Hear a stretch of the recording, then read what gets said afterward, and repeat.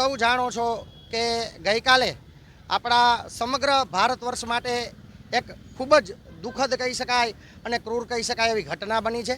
કાશ્મીરના પહેલગામ ખાતે જે સમગ્ર વિશ્વભરનું સ્વર્ગ કહી શકાય, ત્યાં પર્યટકો ઉપર આતંકવાદી હુમલો થયો અને બહુ મોટી સંખ્યામાં આપણા ભારતના નાગરિકોનું દુઃખદ અવસાન થયું છે. તો મિશન નવ ભારત મોરબી જિલ્લા સંગઠન કે જે રાષ્ટ્રીય સ્વયંસેવક સંઘની વિચારધારાથી પ્રેરિત છે, એના તમામ કાર્યકર્તા મિત્રો આજે તમામ હતભાગીઓ છે, તમામ જે આપણા નાગરિકો, આપણા ભાઈઓ બહેનો છે જેમનું અવસાન થયું છે, એમના આત્માને શાંતિ મળે એ અર્થે શ્રદ્ધાંજલિ આપવા માટે એકત્રિત થયા છીએ.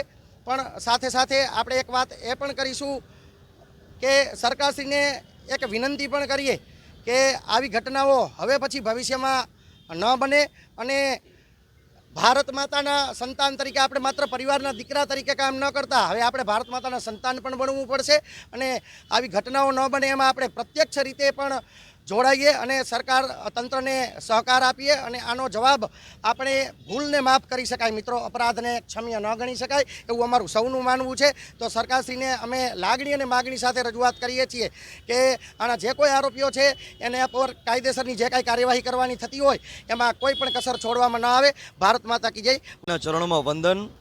ગઈકાલે જમ્મુ કાશ્મીરની અંદર જે આતંકવાદીઓ દ્વારા જે નરસંહાર કરવામાં આવ્યો, એની મોરબી જિલ્લા મિશન નવ ભારતની ટીમ મોટી સંખ્યાની અંદર ભર્ત્સના કરે છે અને આ અમાનવીય કૃત્ય કર્યું છે અને જે લોકો મૃત્યુ પામ્યા છે એમને શ્રદ્ધાંજલિ અમે અર્પણ કરીએ છીએ.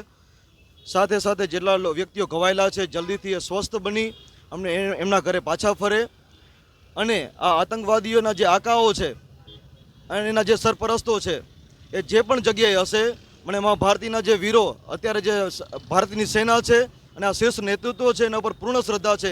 એક એવો દાખલો બેસાડવામાં આવશે જેની આવનારા સમયની અંદર વિશ્વ નોંધ લેશે. બસ એ જ મારી વીર સેનાને અને આ દેશના શીર્ષ નેતૃત્વને એક મારી લાગણી છે. એક એવો દાખલો બેસાડવામાં આવે કે જેમને વિશ્વ યાદ કરે કે મા ભારતીના લોકોને આ રીતના કૃત્ય કરવાથી ક્યારેય કોઈ આતંકીઓ કે આકાઈને બચી શકશે નહીં. વંદે માતરમ. ભારત માતા કી જય.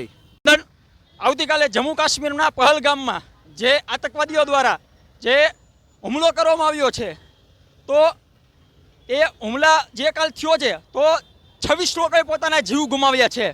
તો ભારત સરકારને એક વિનંતી છે કે આ જે આતંકવાદીઓ છે તેના ઉપર કડકમાં કડક કાર્યવાહી કરે અને બીજી વાર આવું ન બને તેની તાકેદારી રાખે.